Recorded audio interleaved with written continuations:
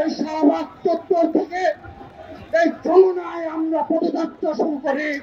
এই পদযাত্রা ক্ষমতার কারণে আমরা স্পষ্টভাবে বলে দিতে চাই, যদি তাদের এ ধরনের ষড়যন্ত্রমূলক এবং সদিচ্ছার অভাব আগামীতে লক্ষ্য করি, তাহলে স্পষ্ট ভাষায় বলে দিতে চাই ছাত্র দলের যাত্রা হবে যমুনায় এবং আমরা আমাদের দাবি দেওয়া আদায় করে বাসায় ফিরবো।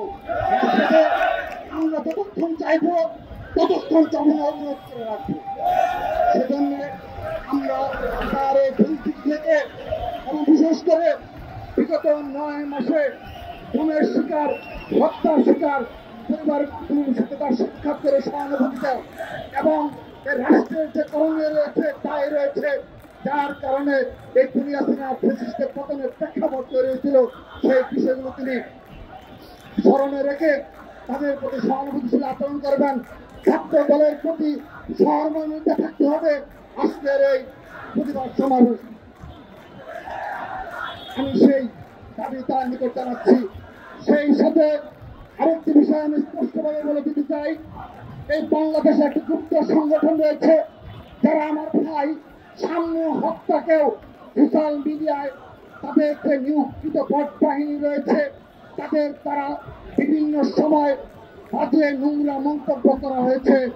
স্পষ্টভাবে বলে দিতে চাই, এই ধরনের নোংরা মানসিকতার চরিত্রের যারা নেতাকর্মী লালন করে তাদের দ্বারা এই বাংলাদেশে কখনো ইসলাম কায়েম হবে না। তাদের দ্বারা কখনো এই রাষ্ট্রের কখনো কল্যাণ সাধন হয়নি।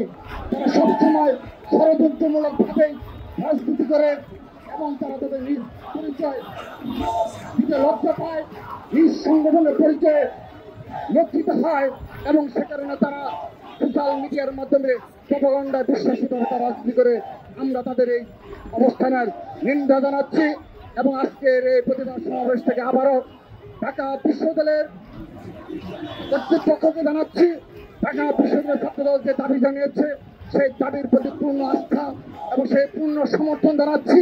অনতিবিলম্বে সেই দাবিগুলো মেনে নেওয়ার আহ্বান জানিয়ে আবারও বলে যাচ্ছি, যদি সাম্য হত্যার বিচার যদি আমরা অচিরেই না পাই, যদি প্রকৃত খুনিরা এই প্রশাসন ধরতে না পারে এবং যদি সুস্থ তদন্তে কোনো গাফিলতি পাই, অনতি বিলম্বে যদি খুনিদের মিডিয়ার সামনে হাজির করা না হয়, ছাত্রদল ঘোষণা দিচ্ছে অতি শীঘ্রই আমরা আরো বৃহৎ কর্মসূচিতে যাব।